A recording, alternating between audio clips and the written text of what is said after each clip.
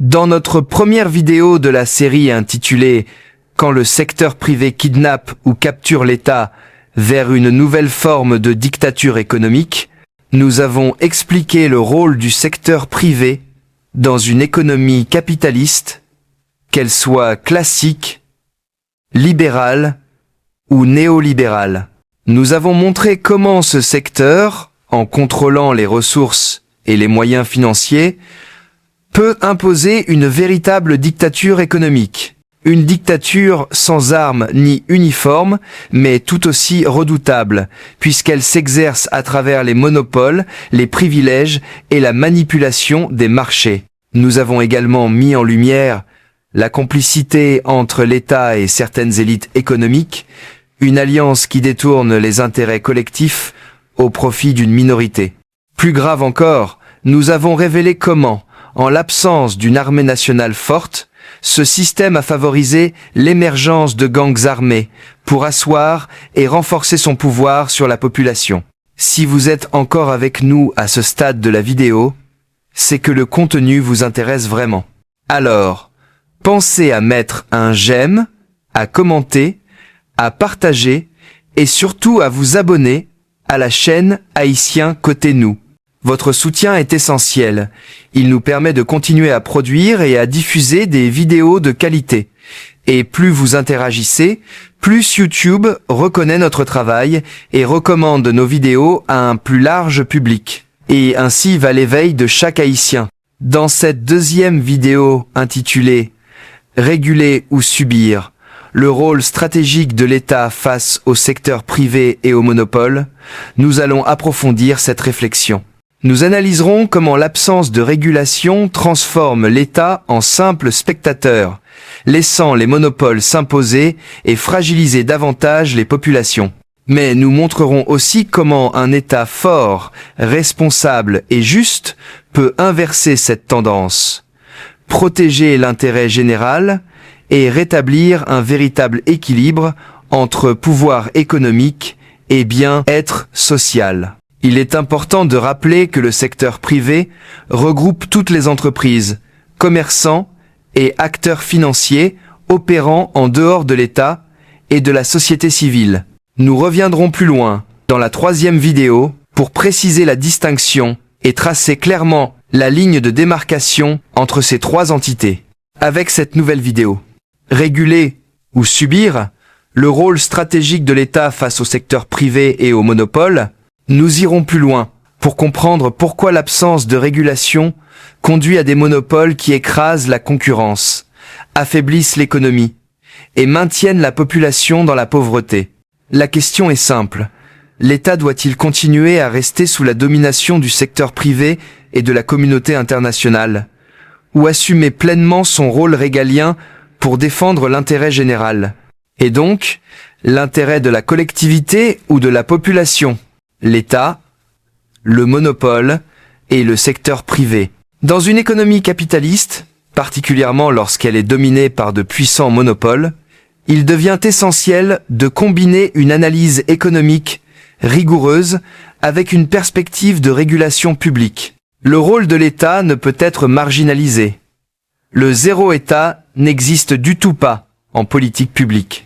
L'État donc doit au contraire agir comme un régulateur stratégique afin de rééquilibrer les rapports de force entre les grandes entreprises privées et la population, tout en protégeant le bien-être collectif. Dans un marché parfaitement concurrentiel, les prix tendent naturellement vers le coût marginal de production, c'est-à-dire le coût supplémentaire engendré par la production d'une unité additionnelle, d'un bien ou d'un service. En d'autres termes, c'est le coût pour produire la prochaine unité. Par exemple, imaginons un boulanger qui fabrique 100 baguettes de pain par jour. Ses dépenses totales s'élèvent à $100, soit $1 par baguette en moyenne. Mais s'il décide de produire une 101e baguette, une baguette de plus, il n'a pas besoin d'acheter un nouveau four ni de payer un loyer supplémentaire. Il doit seulement utiliser un peu plus de farine, d'électricité et quelques minutes de travail. Supposons que cette baguette supplémentaire lui coûte 80 centimes à produire. C'est cela que les économistes appellent le coût marginal. Si le prix du marché est supérieur ou égal à 80 centimes, il a intérêt à la produire. En revanche, si le prix tombe en dessous, ou plus bas que 80 centimes, il ne produira pas davantage, car cela lui ferait perdre de l'argent. Donc, dans un régime concurrentiel, fixer le prix en fonction du coût marginal favorise une maximisation du bien-être social des consommateurs qui bénéficient à la fois de prix justes et d'un large éventail de choix. Cependant, lorsque le marché est accaparé par un monopole, la logique change profondément. Dans un marché en situation de monopole, l'entreprise dominante fixe des prix bien supérieurs à ceux qu'aurait permis une concurrence réelle. C'est ce que l'on observe avec des acteurs comme Sunrise, Digicel, ou encore les compagnies qui contrôlent les ports, les douanes, et même l'importation de produits alimentaires essentiels comme le riz. Dans le cas du riz, par exemple, la production locale est volontairement limitée, car ces entreprises privilégient l'importation, ce qui engendre une perte sèche pour l'économie, c'est-à-dire une partie du potentiel de satisfaction des besoins collectifs disparaît purement et simplement. Les consommateurs se retrouvent à payer plus cher, avec moins de choix et souvent pour une qualité inférieure. Le surplus qui, dans un marché concurrentiel, devrait profiter à la population est détourné au profit de ces monopoleurs sous forme de bénéfices colossaux. Ce phénomène n'a rien de théorique. Il se matérialise chaque fois qu'un fournisseur unique détient un quasi-monopole sur un service essentiel. C'est le cas du transport aérien en Haïti avec Sunrise, ou encore des télécommunications avec des géants comme Digicel et Natcom. On peut également citer certaines entreprises d'import-export qui bloquent volontairement l'accès au marché, érigeant de véritables barrières à l'entrée, surtout pour les investisseurs de la diaspora, rendant ainsi toute alternative presque impossible. Une telle concentration de pouvoir économique soulève une question centrale. Comment garantir que le secteur privé, au lieu de servir uniquement ses propres intérêts, contribue réellement au bien-être collectif? Mais bien avant de répondre à cette question, permettez-moi de présenter c'est quoi un monopole naturel. Un monopole naturel désigne une situation où un seul fournisseur s'avère plus efficace que plusieurs concurrents pour couvrir l'ensemble d'un marché. Cela tient au fait que les infrastructures exigées sont tellement coûteuses à construire et à entretenir qu'il serait inutile, voire contre-productif, de laisser plusieurs entreprises fonctionner ensemble. Certains secteurs stratégiques, par leur nature même, concentrent les activités entre les mains d'un seul opérateur, parce que l'économie générale y gagne plus en cohérence et en efficacité. Voici un exemple de monopole naturel. En Haïti, sous les Duvalier, plusieurs entreprises répondaient à cette logique. Téléco contrôlait les télécommunications, l'EDH avait la mainmise sur l'électricité, et Ciment d'Haïti dominait l'industrie cimentière.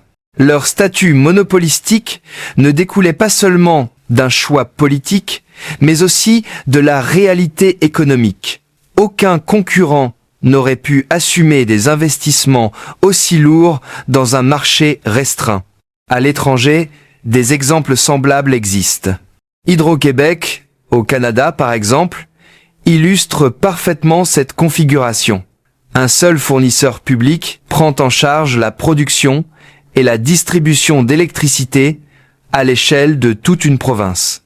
Les grands réseaux ferroviaires ou la distribution de l'eau potable fonctionnent sur le même modèle, car leur efficacité repose précisément sur la centralisation.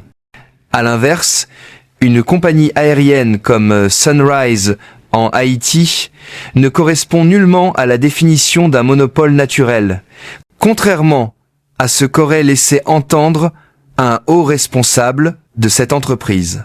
Le transport aérien ne repose pas sur une infrastructure unique et indivisible. Plusieurs compagnies peuvent utiliser les mêmes aéroports, desservir les mêmes destinations et emprunter les mêmes couloirs aériens.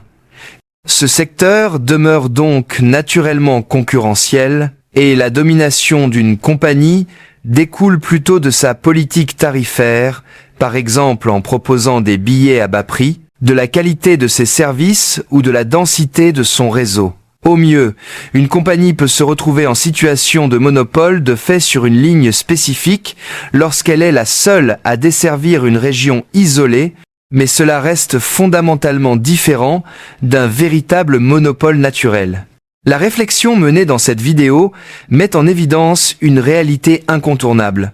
L'équilibre d'une économie repose largement sur la qualité de la concurrence et sur la régulation des monopoles. Dans un marché concurrentiel, les prix se rapprochent du coût réel de production, les consommateurs peuvent choisir entre plusieurs produits et les producteurs sont encouragés à innover et à améliorer la qualité de leurs biens et services. C'est ce mécanisme de concurrence qui assure non seulement l'efficacité économique, mais aussi un certain équilibre social. Mais lorsqu'un monopole s'impose, cette dynamique s'effondre. Une seule entreprise, devenue dominante, fixe ses prix en fonction de ses propres intérêts et non plus en fonction du marché. Les consommateurs perdent à la fois en pouvoir d'achat et en liberté de choix. L'économie ne peut plus produire à son potentiel par faute d'innovation et d'accès difficile voire impossible de nouveaux entrepreneurs au marché.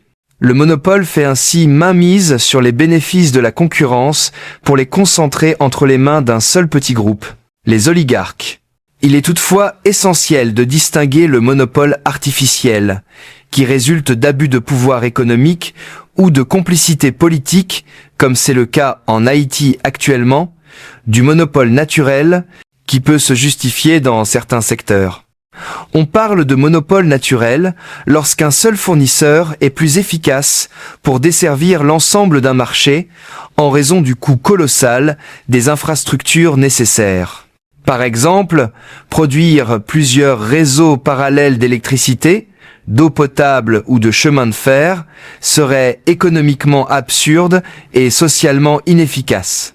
Dans ces cas, le monopole peut se justifier à condition qu'il reste strictement encadré par l'État et orienté vers l'intérêt de la majorité de la population. Des exemples concrets illustrent cette distinction. En Haïti, sous les Duvalier, Téléco contrôlait les télécommunications, l'EDH l'électricité, et Ciment d'Haïti dominait l'industrie cimentière. Ces entreprises fonctionnaient comme des monopoles naturels dans la mesure où les investissements requis dépassaient les capacités d'un marché fragmenté.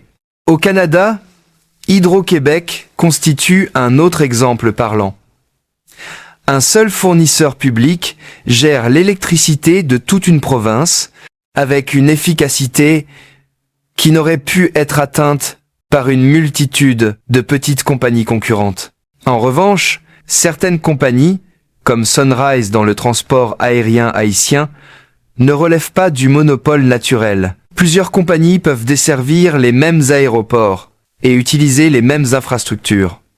Si l'une d'entre elles domine le marché, ce n'est pas à cause d'une nécessité structurelle, mais de choix stratégiques, de tarifs, de qualité de service ou parfois de privilèges politiques. C'est ce qu'on appelle un monopole de fait, qui doit être surveillé et régulé pour éviter les abus.